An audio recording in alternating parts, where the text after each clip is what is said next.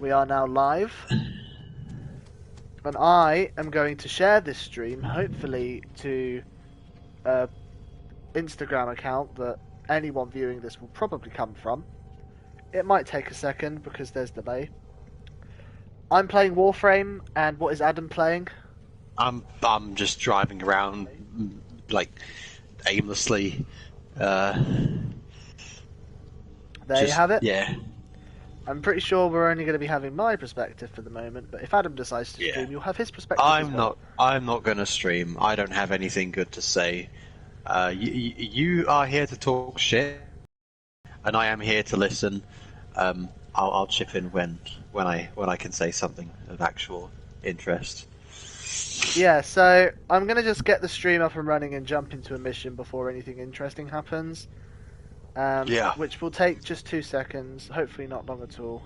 So, I think what would be quite interesting is if we ask the comments section for suggestions about topics. If we're stuck for a topic, if we don't know what to talk about, let's ask the comments section, because they'll have a better grasp about what we're good at talking about than we are. That is a very good point.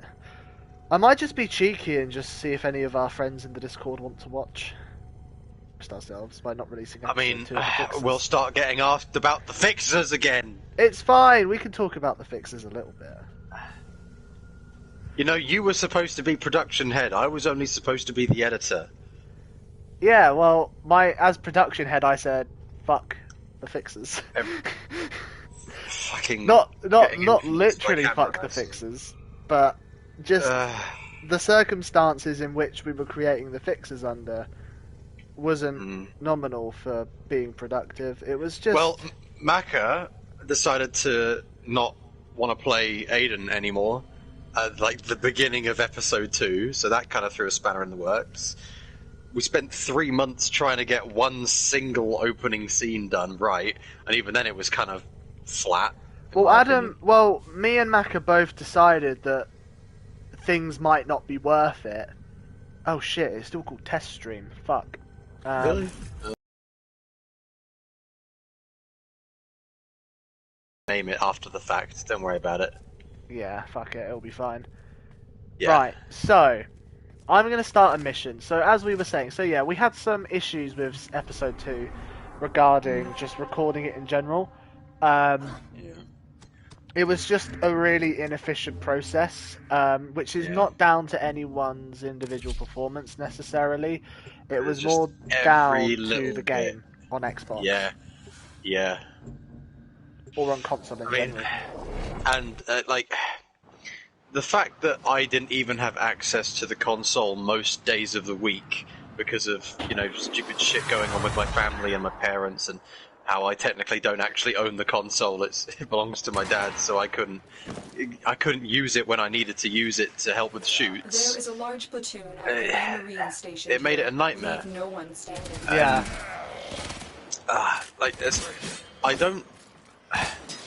I wish we could have kept going, but at the same time, I knew that everyone was already at their wits' end, and just at the beginning of episode 2, with the absolute clusterfuck that was the opening scene, 3 months, and it didn't even look that good.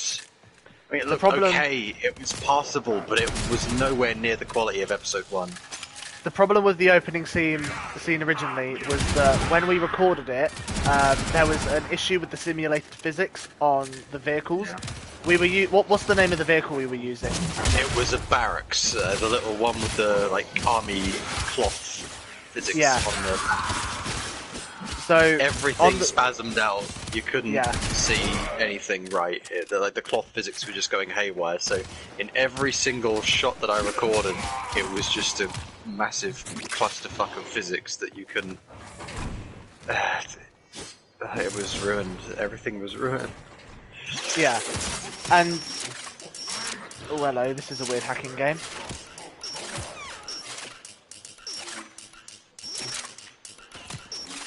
Oh, do you know what? I don't even want to hack this. I just want to kill people. So just to make things a little more clear on what the issue was, is there was a cloth animation for the barracks on the kind of tarp that covers the back part of the truck, and we basically had a lot of barracks in the scene because like it was sort of like this outposty roadblocky truck station stop thing that was occupied by the antagonist organization in the show. And did you wind up linking that, by the way? Sorry to really quickly interrupt. Did you actually link the video to the Discord of the opening test scene we made? I think we might have done, but this was when we fixed it. Did we fix? Oh yeah, that was after we fixed it. I do actually stop those original files with the glitchy physics. Yeah. It was just no one has seen the glitchy version, which is, I mean, understandable.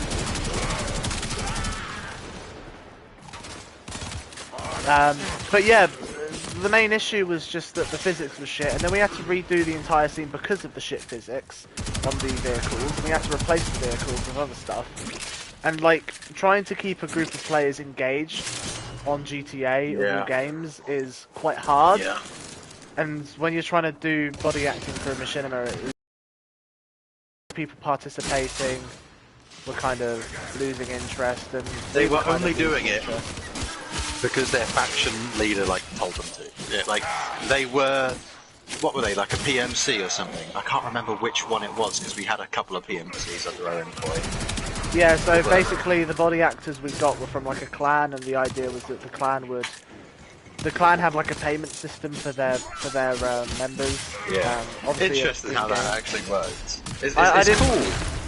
It's cool. Like, I didn't really pay attention to how it works. But yeah, so the way it works is like the people that would participate in the fixes would get like some GTA money from it. I don't know how they did it. I didn't really look into how it works that much. But that's kind of how we got our body actors. But it kind of meant that some of the people that participated weren't necessarily as interested in the project, and trying to keep those people engaged with the project was a little more difficult. And then also, like, after you encounter those issues of just the files being shit because of GTA limitations, which they're like, for anyone that's made a vanilla machinima and has like really tried to keep the continuity and consistency of the scene like to a good standard throughout the entire thing, understands how fucking shit GTA is for making machinimas. And it's funny because PC I versions originally, are right. yeah, PC, because you console can just mod it.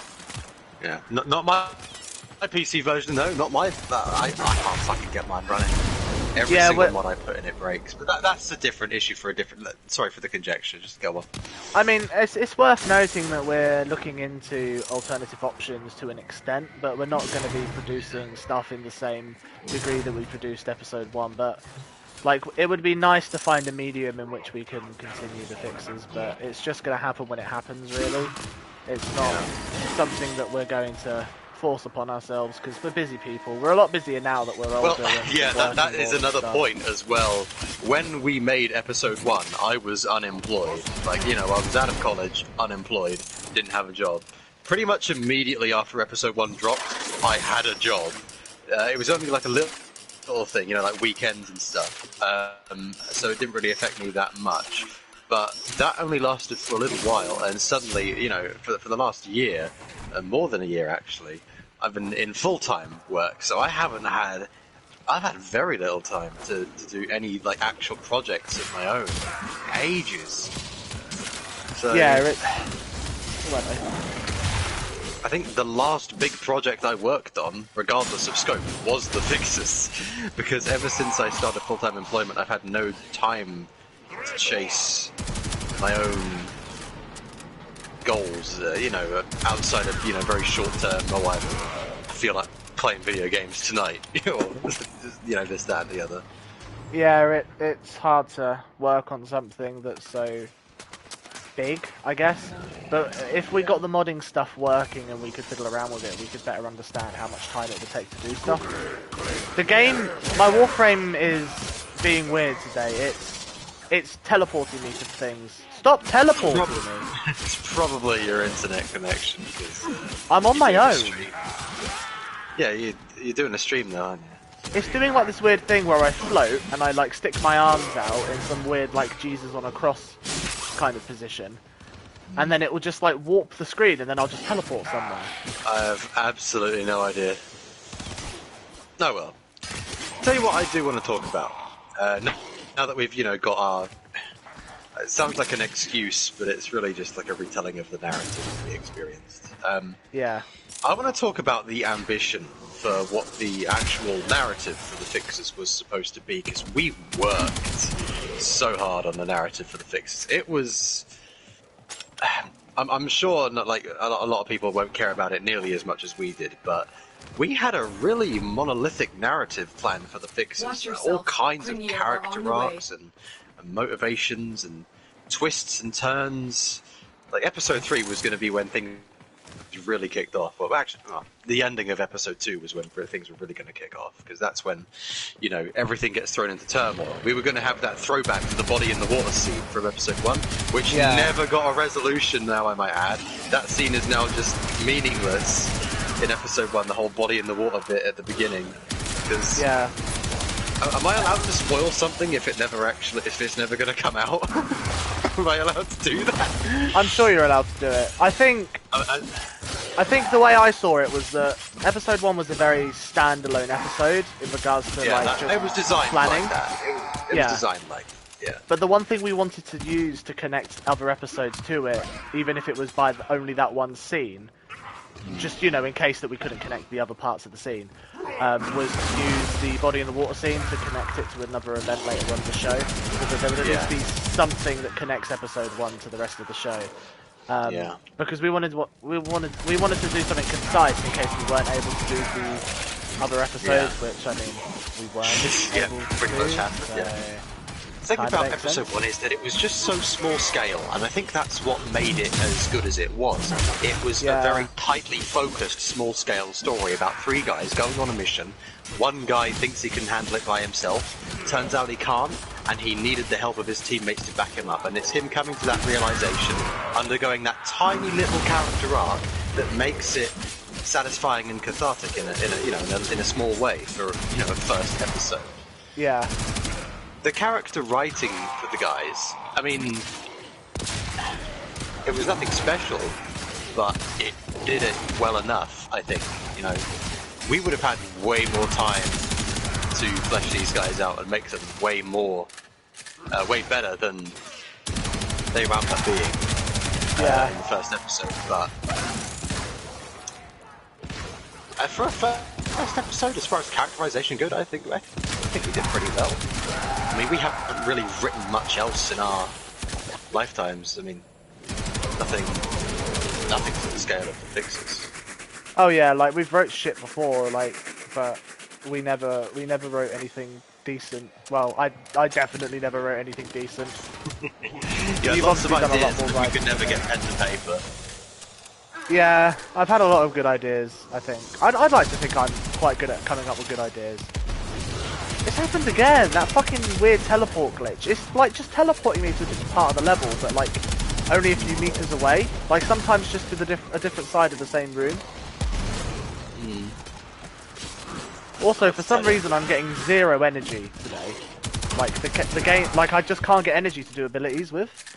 Remember the rules we discussed before we started the podcast. We don't talk about the games. We I know. Talk about I know, but it's being weird and I can't. It's hard to draw my attention away. I need to drink a bit more. I've stopped drinking because I'm just focusing on the topic. I don't think speak. Yeah, I'm trying to survive my game on my own, so I don't have time to reach for my glass.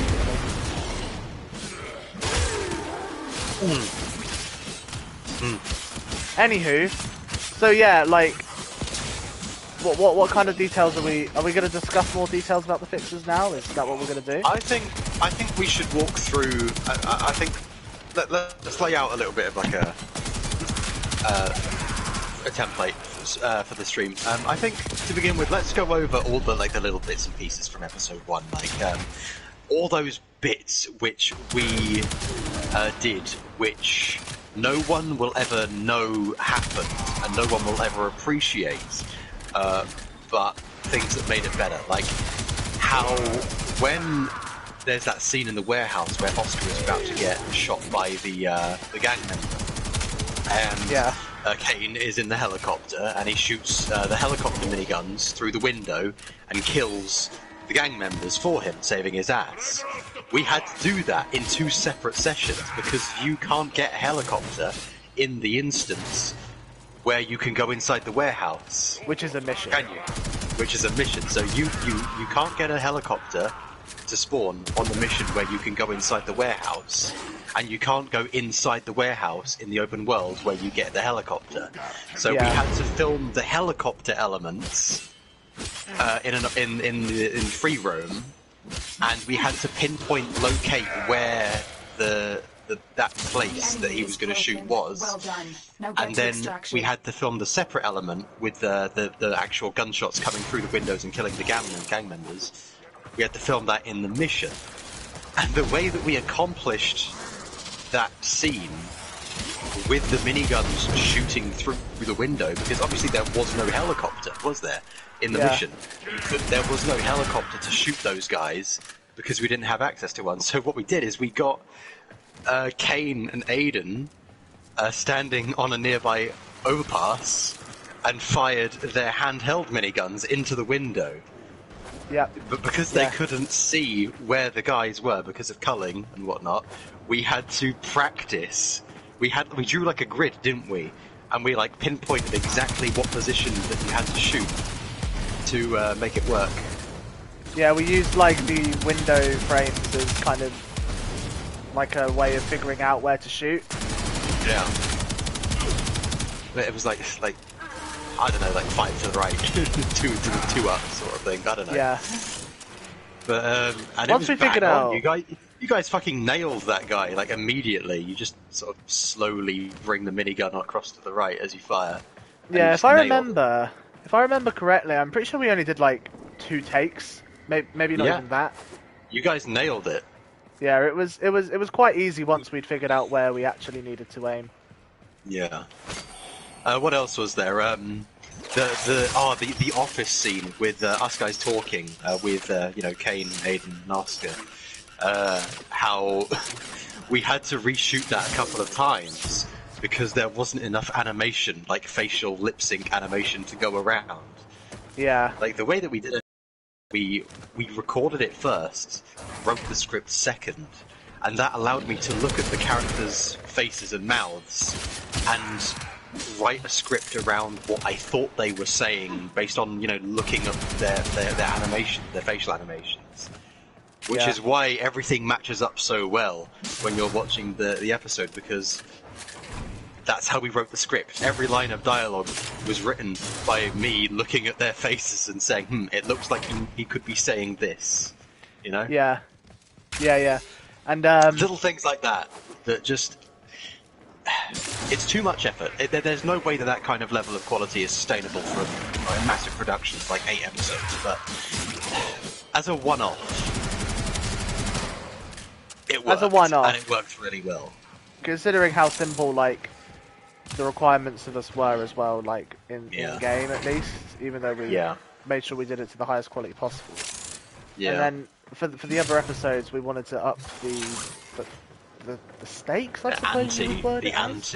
Up the ante, like, because you can only turn, like, a GTA mission into an actual fucking episode so many times. You need a proper antagonist, really, you need something for the main characters to overcome, like a couple of basic missions. Can serve the backdrop for what the story's telling, but you can't just have them do the mission and that be it. You've got to have a bit more to it. There needs to be some kind of meat to the actual story that's being told, not just have like pretty visuals and pretty presentation. There's got to be something there with value outside of the actual action that's being shown. Yeah, and that was Luther. That was Luther. That was gonna be Luther. Fuck Luther. Oh, Luther would have been so good. We had lots of plans for him, but fucking yeah. There was a very deep interconnected history between all of the characters and Luther. They all had a run-in with him at some point or another, which made them become who they are. And Luther was that thread tying them back to their old If you want life to have before they any came these chance of killers. recovering Limbo, And you at the have same to time, find he's the those one proof who's keeping fragments them to complete the as a team. killer. Yeah. I think if we'd been able to flesh Luther out, Luther and Kane would have both been my favourite characters of the show. Like, I just think that and also the relationship they would have had would have been really good. yeah. Like, with Oscar, Luther was his old battle compatriot. With Kane, he was the man responsible for killing his family. And Kane knowing that Oscar was there when his family was murdered puts them in such... It's almost like Civil War, like a like a Marvel Civil War type thing, Yeah, so the Like, idea was that there was going to be a scene that was kind of like a flashback, right?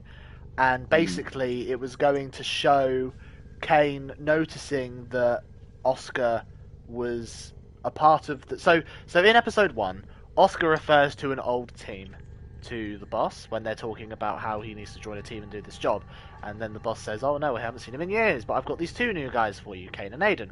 And basically that was a little bit of a throwback to something we wanted to try and do, which was talk about Oscar's past, and Oscar's past would have been that he was working with a different team, but this other team would have been very dysfunctional in more devastating ways than his relationship with Kane and Aiden would be.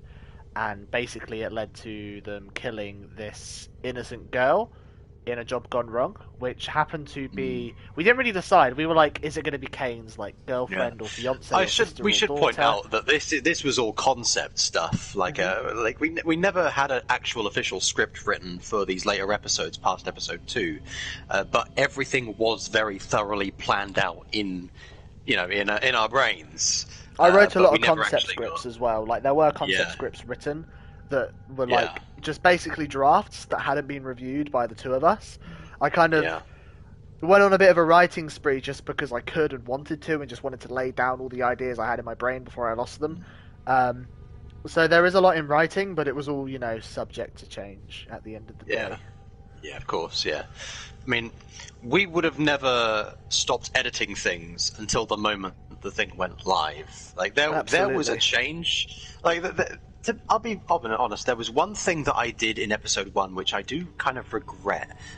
In episode 1's opening, the body in the water scene, I originally only had 2 sound effects playing. The non-diegetic music, the score to that Captain America film, and the sound of water. And that would then, the music would climb until it hit crescendo, and then it would cut, and then you would get the bridge scene.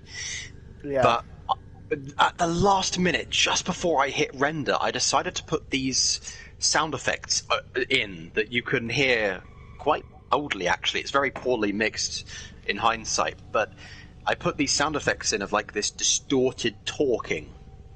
And in my mind, when I put it in there, I thought, okay, this is going to be the radio transmissions between Oscar and Kane in that moment, because the body in the water scene was meant to link to the end of episode 2. At the end of episode 2, Kane jumps out the helicopter.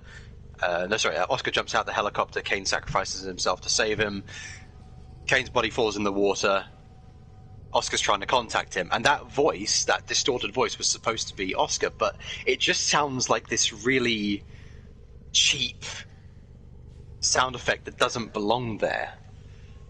Even though there was clear intentions behind the sound effect meant to mean something, it has... I mean, it would have had meaning if episode 2 had came out, but it just sort of seems cheap. Like hearing that sound effect now, watching that scene and hearing that sound effect, it just sounds cheap. It sounds like it doesn't belong there. And I wish I would have had the foresight to take it out, because the scene would have played much better if it didn't have that sound effect playing, I think. Sound is such a key component to film. I think the sound design overall, for a machinima as well, was so much better than some other stuff. Yeah. Not a single sound effect was put into the timeline without being modified in some way. I mean, a lot of people gave me feedback saying that the sound mixing was off. And maybe they are completely in their rights to say that, but I have listened to the episode numerous times through my headphones, and I haven't really been able to pinpoint any particular moments that made me think, oh, this is too quiet or this is too loud. It's designed with a not high dynamic range, like a high, I don't know what the word is, audio range in mind, loud sounds are louder, quiet sounds are quieter, that sort of thing. Yeah. And I imagine that people were probably watching the episode out of their phones' speakers, which isn't really an ideal way to watch a production like that. I mean, to each their own, you can only work with what you've got, but from my perspective as someone who was putting it all together, when I hit render, it sounded fine. I didn't have any issues with the sound when I hit the render button on that. Yeah. Yeah, so, This is a mobile I think defense that mission. summarized the fixes You quite must well, deliver really, and payloads what's and happening defend with a it. number of locations while I bring you to the Go network. on. Is there anything else we want to Be say about the prepared for heavy fixes whilst we have the resistance. opportunity Oh, well, to? Can't do this without I you. sort of went on this massive tangent and completely lost my original train of thought, but yeah, there was way more stuff about episode 1 that, that bleeds into episode 2. Yeah. I think we shouldn't give away too much about what was going to happen, because, we still want to try and make it to some extent. Well, I think if we This do will bring only it get back, more the scale is difficult. going to be drastically reduced. to a That has been the terminal plan and for prepare for enemy more than a resistance. year now, I think. When we did decide that the original narrative that we came up with, this grand scheme with all terminal. these characters and branching, Get me in and get ready to defend. storylines, we realised that would be too much. For just a couple of guys who don't have a lot of time on their hands anymore to do. We decided to try to dumb things down. We tried writing some not dumbed down, but simplified scripts with less characters, less things going on, more of a episode to episode basis rather than a big series-wide plot. Yeah, absolutely. Yeah. It was also kind of demoralizing that we had to sacrifice all of the compelling ideas that we had. So, compelling, that's where I'm going to take this next. The character arcs that we had planned for the characters that we had, namely Oscar, Aiden, Kane, mainly Oscar and Kane, and with a little bit of an extent of Luther as well. Remember, Oscar's thing is all about how he thinks he can do it alone. He thinks he's good enough to take on the world and get away with it all by himself, and he's shown that it doesn't work like that. Yes, he can pull off small jobs, he can shoot people from 1,000 yards away when his skill demands it, but in the grand scheme of things, he can't take on the whole world. Just little bits. And that episode 1 was all about humbling him to that. And after the events that we were going to have unfold across the series, we wanted Oscar to find this newfound appreciation for the company that he's made. To realise that, yeah, sure, he can do some things on his own, but it's better to be with a group, better to have friends that you can rely on. Yeah. Than to just try to live your life without making connections. And after all the things that would have happened across the series that we had planned, Oscar would wind up alone again, and this time not necessarily happy about that, Yeah. Well, at first, at the start of the series, he's happy to run it alone. After everything that he went through, now that he's alone again, he feels lost. Yeah. Even though he was alone before, only now does he feel alone. You get me? Yeah, of course I get you. I think it would have been really cool to have done that, and we had a really nice idea for some of the ending shots as well for the different characters and how we were going to kind of end things off.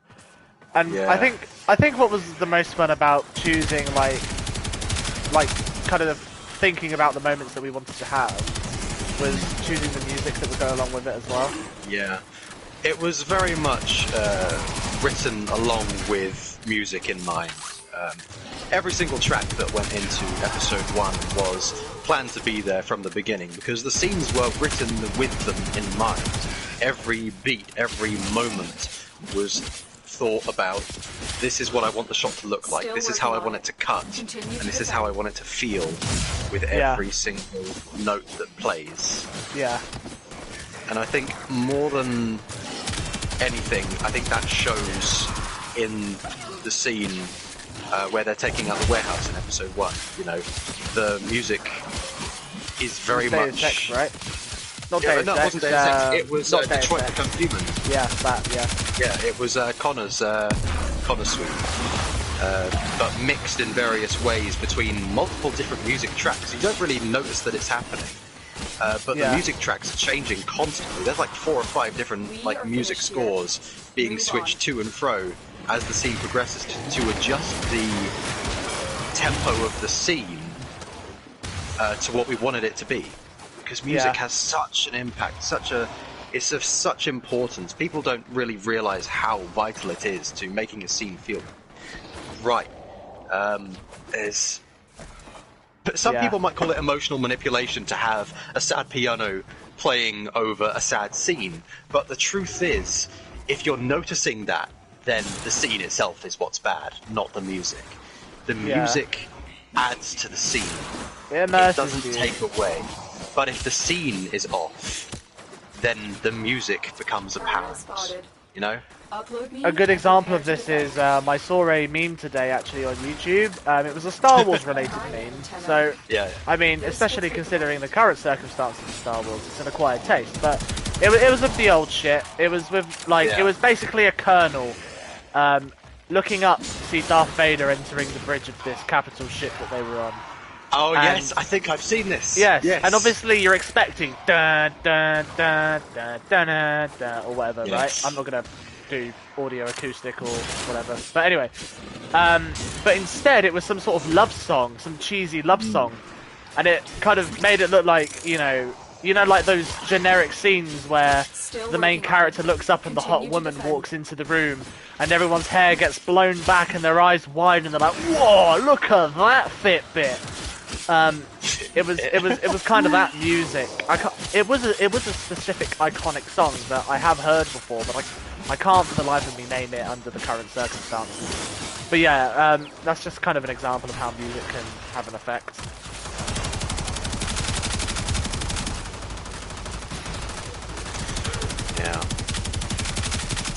Yeah.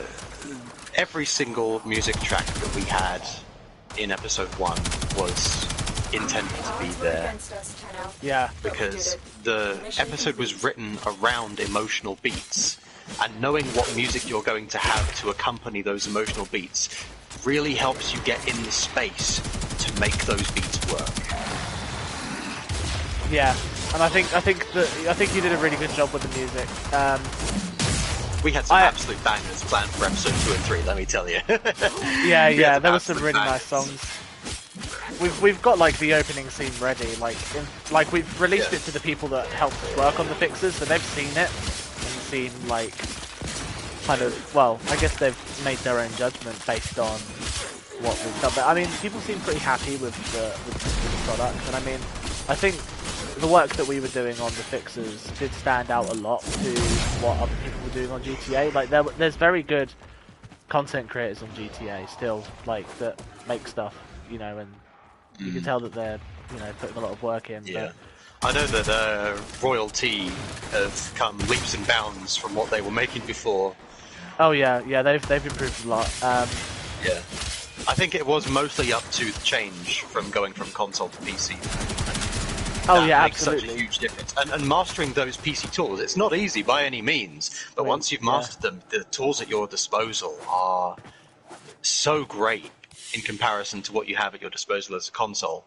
I mean, you can even install them, so I mean, like, I couldn't even about what fucking you can- install the things. I broke my game trying to install some fucking script hooks. I know Oh. it's Hang on, annoying I need that to down that some more is the vodka, bear with reality. me. Yeah, I think I've finished my drink. Yeah, I finished my drink. Go keep you get yourself another drink, I'll keep the audience happy. Oh no, it's okay. I think I've had enough fuel now to keep the party going for long These enough. equations will continue to be Fair a enough, jumble fair of enough. nothing So- until we So cover all I think the we've simple talked more about forms editing so far every and forge like of story, We which is have, more of your we domain. have. So shall we talk about what I did for the fixes? a little bit. You know what? Yeah, let's give you some of the spotlight. Let's give you some of the spotlight for a bit, because you were like our You're main too kind. production guy. I You were the was- guy who was in charge of like handling and liaising with all of the different parties involved. I mean, yeah, I took the camera shots, I edited them together, and I uploaded it. But you were the guy who did all of the administrative stuff. You got the crews, you got the contacts, you did all the marketing and hype. Yeah. That was all you, and you did a fantastic job of that. You got those voice actors. We're still Yeah. madly in love with Kane's voice actor. We're in love with all of the voice actors. I think Kane stood out because... Yeah. Kane stood out because he was so enthusiastic about it. They're all fantastic, don't get me wrong. Kane's think on a different level. what stood out with Kane, Aaron Donahue, as a voice actor was that I think we had to look a lot harder for the other voice actors to find one that kind of suited the character, and we found amazing voice actors for every single character, right? But like, we got really lucky with Kane's voice actor. We kind of just found him kind of straight off the bat, and he was just really, really good, and we got really lucky with him, and it really stuck with us as to how like lucky we got with Kane's voice actors, and we had to work a lot harder to get the other characters' voice actors. But what made getting Kane's voice actor so like kind of mind-boggling was that I think Kane's character was the most kind of out there and most what's the word? Kane's character was the most energetic, wacky, you know, fucked up kind of, you know, the hardest, not the hardest necessarily, but you have to require like a special person, and it was the kind of character that you'd think, oh, we're gonna have to like find someone that really suits that character. Exactly. And then we kind of just found Aaron Donahue, who was amazing at doing Kane.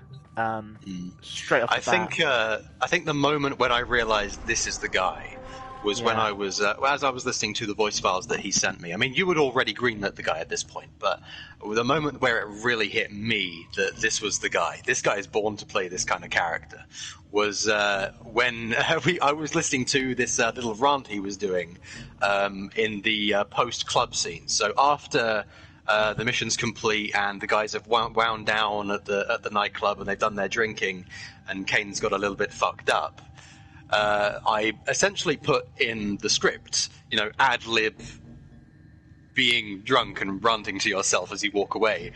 And he came up with this great little rant, and you could only hear a tiny snippet of it because it was a reasonably long rant, so we could only use a tiny little bit of it. But like, just listening to that now, I can still remember little bits of it. It was so great because that, even though he had no script to officially work with, he still absolutely nailed playing the character when he had the choice of coming up with his own words to say. Do you know what I mean?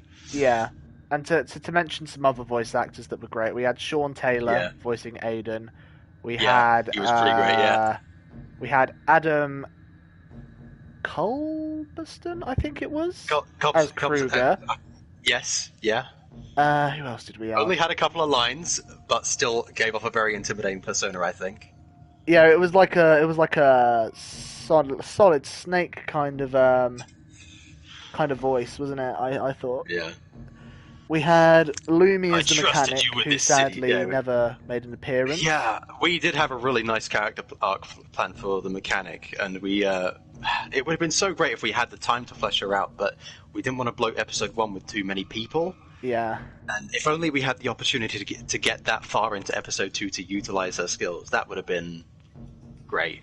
Yeah, that would have been really good.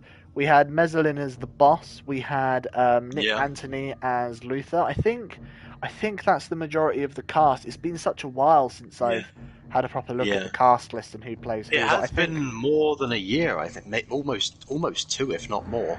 Yeah, so since we actually released it. So so in summary, we're really sorry if we've like missed out a name somewhere.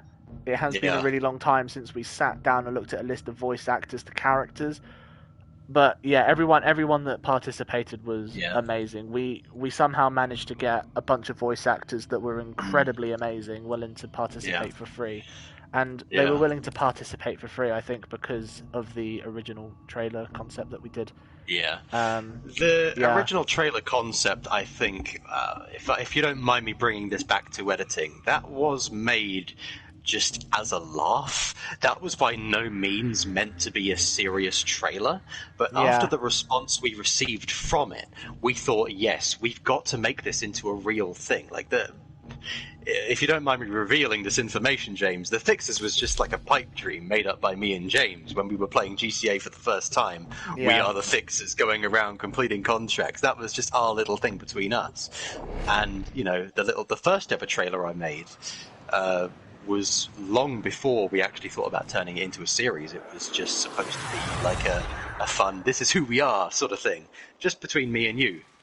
But after making the second one, just because I felt like it at the time, This is a mobile defense mission. that You must deliver turned it payloads into and defend a something number of locations so while agreeing tangible to the network. and something that prepared for people heavy seemingly resistance. wanted to see. I can't We do thought, this how without can you. we miss this opportunity? How could we not at least try to make something out of this? Yeah, because it just kind of came together so nicely. Yeah. If nicely is a word to do it justice. I think we got really lucky. Need access to a terminal. I do really like the idea that we came up with, and it kind of seems like we ripped off the GTA campaign dynamic where there's 3 characters and they've all got diverse personalities and they have to band together despite their differences to complete the overwhelming enemy. I mean, that but sounds that like was kind of an literally like... accident. Yeah, but that was... I not once in the making of the script with you ever even considered the similarity between the GTA protagonists. Yeah. Like, they do really match them to a T, but I think that's more because it's that Three Musketeers archetype. Yeah. And, you know, it is a dynamic that works to good effect, so... It's maybe not necessarily that...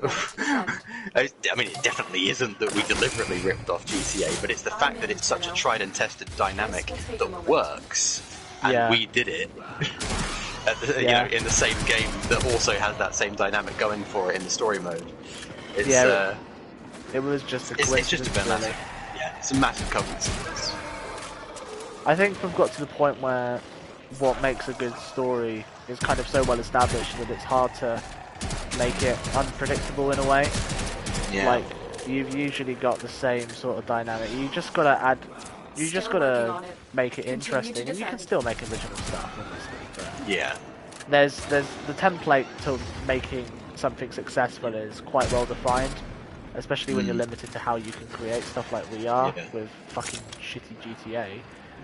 You know, on fucking Xbox One, like, where the TARP physics don't work properly. Like, what the fuck are we supposed to do? Fucking TARP physics, Jesus Christ. Yeah. It's not like we can make fucking anything Oscar-winning, but We are fuck it, finished Oscar. here. But yeah, I think we did a really good job with what we had, and hopefully, if circumstances allow, we will try to make something else or continue what we've already started. I'd love to. I think we've entertained the idea of the Fixers so much that I don't know if we could create something that we're as happy with. Yeah, the quality of episode 1 was as high as it was because it was so simple, and in order to have a series that works, you've got to gradually up the intensity of it as the series goes on. But the thing is, we couldn't really think of a way.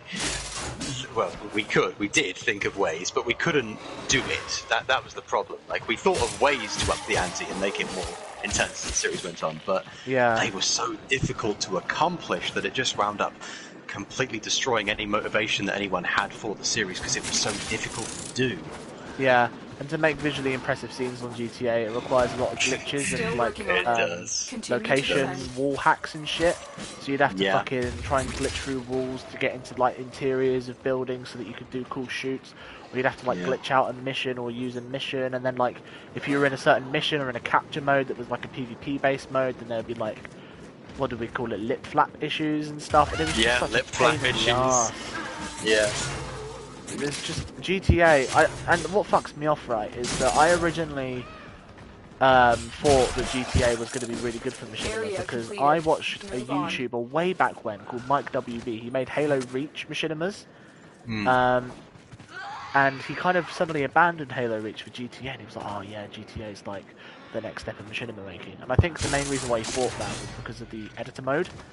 Yeah. And the editor mode is really good. Like, as a standalone feature, the editor mode is really good. But there's limitations that the game itself, the world that you play in, presents that you can't rectify with the editor mode, and you have to kind of figure out ways of exploiting the game. That's why PC is so good.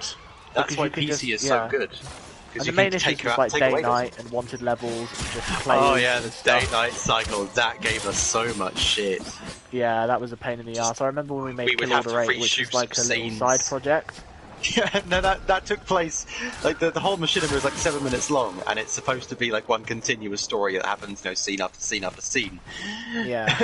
But it takes place over the course of like a full 24 hours. It starts at night, ends at night, but the scenes happen one after the other. Yeah, it was a very I'm in, Tenno. It was hard to keep the consistency of the daytime consistent. Yeah, it was just a pain in the arse, really. And it was mainly because I fell off the train loads, but I mean... Yeah, you kept jumping off the fucking train. I wasn't voluntarily jumping off the train. Yeah, of course, but like... Those guys but yeah, it just GTA is a pain in the arse to work with, and the mods would allow us to make it easier. So yeah, continue to defend. I think we're kind of circling back to the same conversation topics now. So I think maybe we should try and consider a different topic, maybe? I think we're going full circle a little bit. Do you agree? We are. Let's continue where we were going before, with regards to the narrative, because I wanted to talk a little about what we had actually planned for the future. We've talked about the bits and pieces which we were going to have lead up to future, story beats and movements, but we never actually talked about what those would become. And I think I'd like to talk about that for a minute. So, obviously, we've already mentioned body in the water scene. We won't cover that anymore. But let's talk about Kane's arc with his family becoming a fixer and rectifying that. So, Kane being this madman with a lust for blood but a heart of gold sort of thing, he is a very damaged man. I think that's where his madness comes from. He suffered this incredibly traumatic event with his family, practically, not even practically, literally dying in front of him at the hands of an assassin. And going out on that quest for revenge, for lack of a better term. Yeah. And becoming a contract killer in the process. His narrative, the places he goes, really doesn't feel like it belongs in a GTA machinima, because his entire arc is incredibly emotionally and psychologically driven. You've got psychological stories that can be done in Grand Theft Auto. I mean, look at royalty stuff. These equations will continue to be a jumble of they're very much on the until emotional we / recover psychological all the side of missing things when it comes to fragments machinimas, and but reforge this theorem. the way we were going to take him was so character driven and emotionally driven that I don't think people would have taken it seriously. Yeah, he would have, for a GTA machinima. After episode 2, after Kane has sacrificed himself, taking a full missile hit to the back for Oscar to save his life, and becoming so injured he loses his memories for a brief period of time. In that brief period of time, manages to build up an entire new life for himself under a new alias in a small town to the north. He becomes a new man with a new purpose, and even though he's still just as strong as he ever was, that madness is gone for him now, until suddenly he meets an old friend from a long time ago, and all the memories come flooding back, and now it's not necessarily that he's back to his old self. He's more of an amalgamation of the two. This very sensible man who stuck up for the community when they needed it most, and this madman who's out for revenge at any cost. He's now both of these people at once, and he doesn't quite know how to rectify both of those parts of himself into one. So in moments he wants to not necessarily forgive Luther, but to live and let live, and in others still to rip his head off and parade it around the city on his, you know, his hood.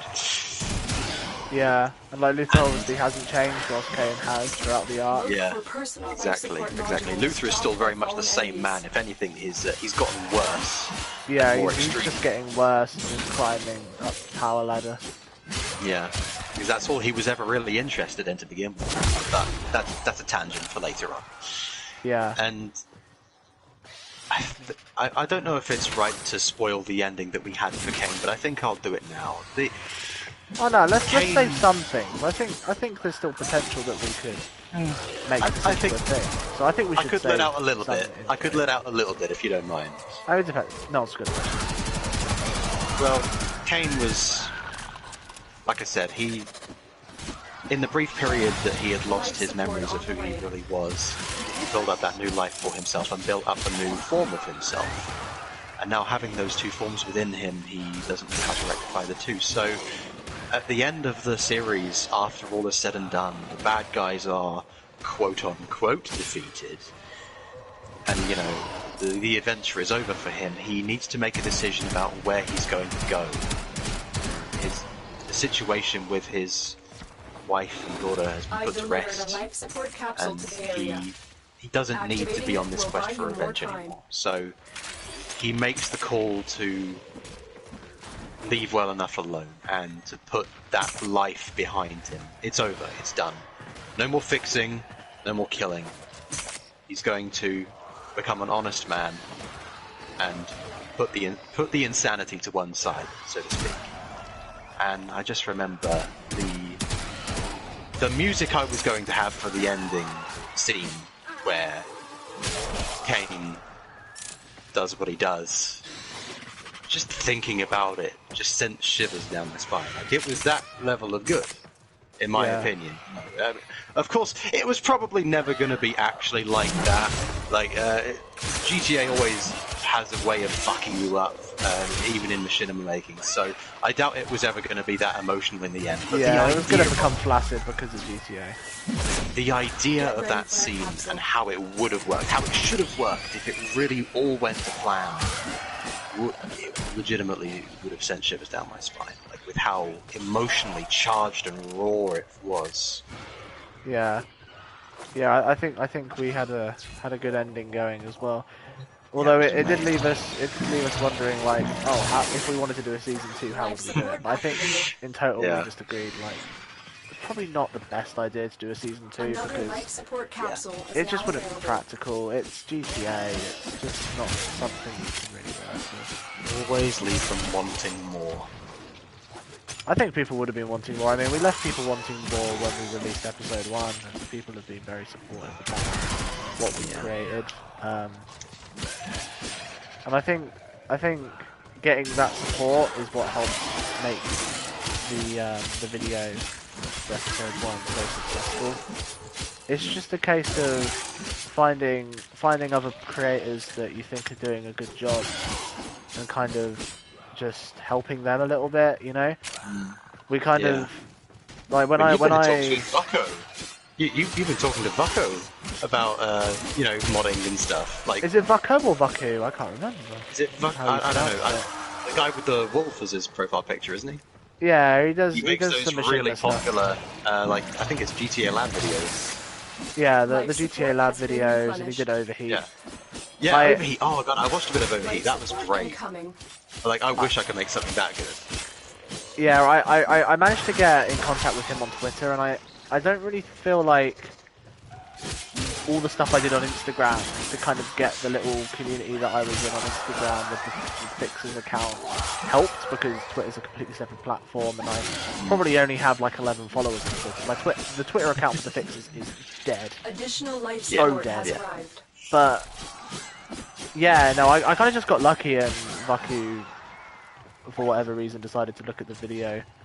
And he didn't say, like, you know, plethoras of stuff about it, but he said he liked it. And then I asked him later on, earlier this year, about some modding stuff for PC when we were having issues, and he was happy to give help. So he's a good guy. He's a nice guy. He didn't really have to say anything to us. Yeah, like he could have literally just ignored our messages. I mean, I know that, like, every time I open up Discord, I'm scared of looking at my inbox because I feel like everyone who's messaged me is probably going to be asking me about the fixes and this, that, and the other. And as much as I want to continue, I'm very frightened of jumping back into that rabbit hole because it was just a pain in the arse. No, not a pain in the arse. I wouldn't be able to do it like I used to. Yeah, because it was a pain in the arse. And I don't want to let people down, but at the same time, I guess if I don't look at the messages, I'm letting people down. You know what I mean? It's yeah. But when it came to Instagram, which was like the main platform that I got the fixes kind of noticed on, because I mean, your YouTube account that we uploaded on was established to an extent, but it was like established. Like it was established like 10 subscribers. You know, like you're not a YouTuber with a following. You know, like I literally just put things on the channel when I make them. I don't care if it's like popular. Yeah. So, I mean, the channel wasn't like a clean start, but I mean, there was very little there like established, and we managed to get like 1,000 views on it quite quickly within the year that it was uploaded, or the month or two that it was uploaded. And I think most of that was because of just kind of what we did is well, first of all, we found the voice actors and stuff, right, which was us kind of sharing the trailer of like the concept to kind of show the people that were going to participate in the voice acting what they would be participating in. And that quite quickly got 1,000 views. Like, that got near to 1,000 views before episode 1 came out. And that was really promising, because that was more or less only via, initially, getting people just interested in voice acting for the project. Shit, hang on a sec. I need to think about how I'm getting out of this map. But yeah, no, there we go.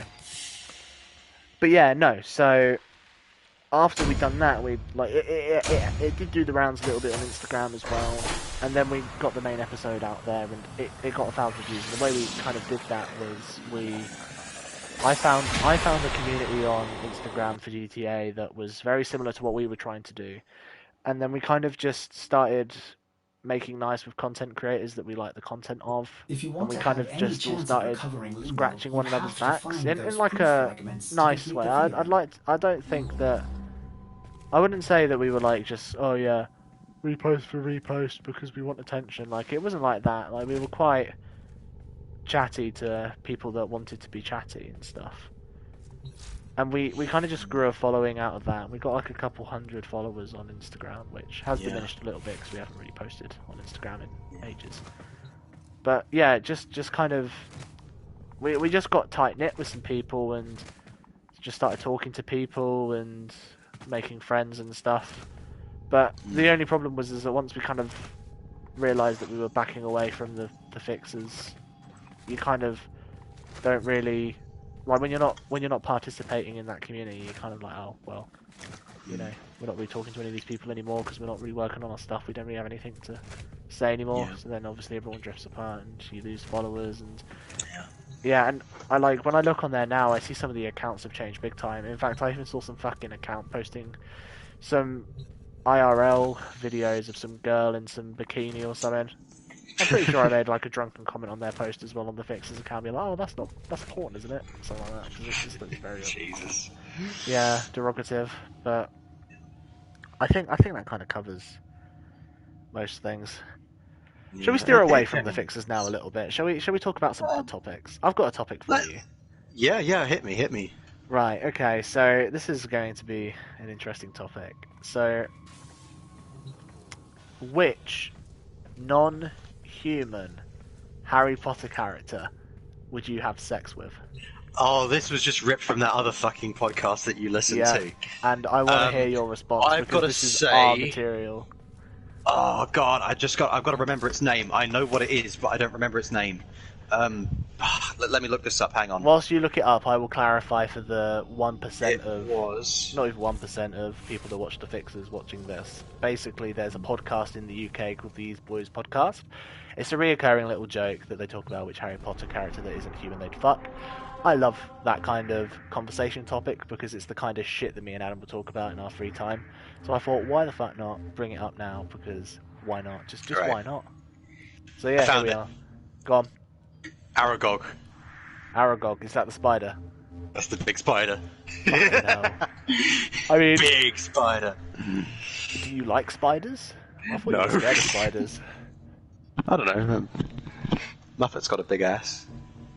It's got a big ass. Yeah, from Undertale. Fucking hell. No, I think Buckbeak probably could give you a good rim in. I'm going to quickly look up some non-human Harry... You had to make it Potter weird, didn't you? I mean, of course, yeah. I mean, what else are we going to talk about? Fucking politics. Thank you. Maybe. What about Dobby? Well, why would Dobby be a good choice? I mean, you could pick him up so you'd feel like the big boy. That's your You cup know, of tea, like- not mine. I mean, you know, like, there's nothing wrong with enjoying a bit of big boy shaggy waggy, you know, like... Jesus Christ, James. You wanna pick up your girl after you give them a good old dragon? Well, just go for Dobby. Why the fuck not? Doesn't Dobby have like telekinetic powers or something as well? Does that mean that you'd be able to feel Dobby's perspective of Artifact you has been penetrating? located. Proceed to the dig site. You know, I never thought about that. But you know what? He might be able to do that sort of thing. Ask J.K. Rowling. I'm sure she's more than happy to help. I mean, she's clearly very sexually enlightened with someone that's like, what? Exactly, just exactly. trans people the other month? Probably a few months ago now. Which is funny because, like, I'm pretty sure this is going to sound like a very bad generalization of Harry Potter fans, but a lot of Harry Potter fans are, like, very much LGBTQ. So she just kind of like dropped a small bomb on her audience, really, by doing that. It's quite I mean, I funny. like the films. Like, I love Harry Potter: Prisoner of Azkaban. That's one of my favourite films ever. I think Oh, it's yeah. an amazing film. But I don't necessarily like what Rowling has done with the legacy of what she's created. You mean the new she's films? very not only the new films, but the things she's saying on social media. Just Yeah. she's tearing her own universe apart, turning it into something ghastly. Like, It's just one of those things. It's just like everything that's good. Like it's Like- good, and then it's overdone to death because it makes money, and then it dies. And everything kind of does that. The only thing that hasn't done that so far, it's in the my fixes. opinion, yeah, but Breaking Bad, like the Oh, ending to here we Breaking go. Bad. Here we fuck fucking go. sideways Superfan with over pogo here. Stick. Big Breaking Bad Bad's super ending fan. was This man. mwah. I don't know why you haven't watched Breaking Bad, because if you looked at it critically as a film nerd It's that you just are, such a huge time sink. Like I know, each it's episode is worth like an it. hour, and there's so many episodes. Yeah. I won't lie. I was like downstairs once while my family was watching an episode of Breaking Bad, and it was a scene where they had like this woman sitting at a table in like a basement, and there were two characters talking to her about like, I think she was like a rat or something. She ratted on them, and she had to like, I can't remember. It was a long time ago, but that scene was really captivating, and I sat there in the doorway. I stood there in the doorway watching that scene. I was like, shit, this is pretty fucking good. yeah. But despite how entertained I was by that scene and how well it was made, I still couldn't bring myself to watch the series in full because it's such a time commitment, such a massive time commitment. That's the thing. It's Though, why I like, can't. when I look for film and TV, when I look on Netflix and Amazon Prime, I'm looking for a time commitment that looks like it's going to be a good show, because I mean, obviously I'll still watch short shows because there's some amazing short shows, but I really like finding a nice, big, fat, juicy fucking Netflix show to just sink my teeth into and really get into. And it's hard now that I've started to really get into Netflix and Amazon Prime over the past couple of years to find that content because I've already kind of watched it all, especially because lockdown. Yeah. Like, what the fuck else am I supposed to do during lockdown? Like, wank and cry all day. No, thank you. But yeah, like I guess they've kind of slowly began to undo that with El Camino. Excavator is El ready to Camino go. kind of Keep it ruined powered and Breaking protected Bad's from ending a enemy little fire. bit because it. I don't Breaking know about Bad. anything The like scanner has that. picked up a target. El You're Camino talking was- to the YouTube audience at this point. I have no idea what you're on about. El Camino was kind of a sequel to the Breaking Bad ending. It kind of extends the ending episode. It takes place exactly after the end of Breaking Bad. And it's still nice. Like it's still got that Breaking Bad charm. It has all the amazing actors that it already had. It's got the kind of meaningful writing of Vince Gilligan still, but it's just not the same. Like, it just isn't the same as Breaking Bad. And I think the main issue is that it wasn't as entertaining. Like, that was the main issue. Like, it was well made and it was like well put together and it was artistic, but it just wasn't fun. Because, like, you can't go back to everyone cooking meth and shooting each other for like an hour or two in a film, because the entire plot of the show has resolved the entire story regarding that. So it's just kind of following one of the remaining characters that survived and how he kind of gets his happy ending, really. I haven't seen El Camino or Breaking Bad, but that does sound like the most meaningful way to continue a series after everything is said and done. If the main story is wrapped up so conclusively you can't possibly continue it, see what one of the characters who survived that is doing. Yeah, like, it was a really meaningful ending, and I respect it for that, but it just wasn't fun.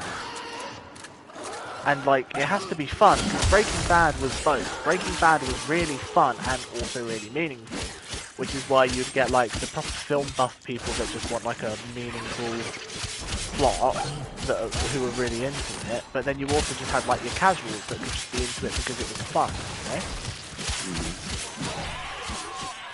But yeah, Breaking Bad was phenomenal. Like, it was just so good, and I wish it never ended, but I'm glad it did because it just completed the show in a really nice way.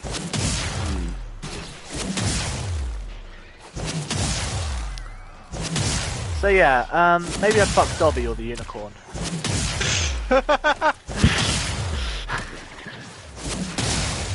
You could pick up Dobby and have telekinesis sex, maybe. Kind of like out of Cyberpunk, where you link up with a neural network to the tank and you shag.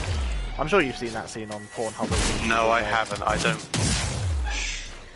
Cyberpunk sex scenes just make me incredibly uncomfortable. It's one of the reasons I don't want to get the game.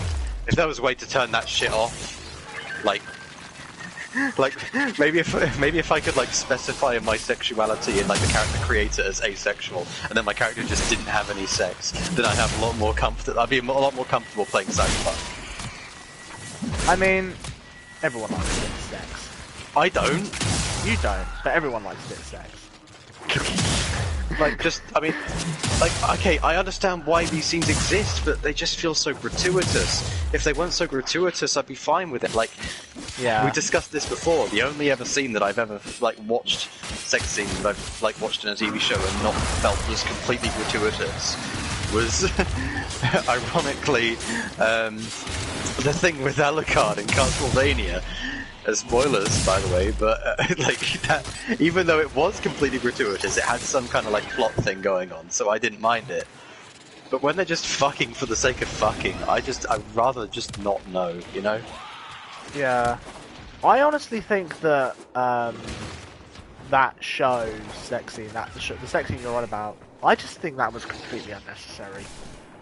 I do agree it was unnecessary, but at least it went somewhere with it, and it had. And for the record, I'm not saying that just because well, I mean, I am kind of saying it because there was incest in it, but I'm also kind of saying it because it was just unnecessary.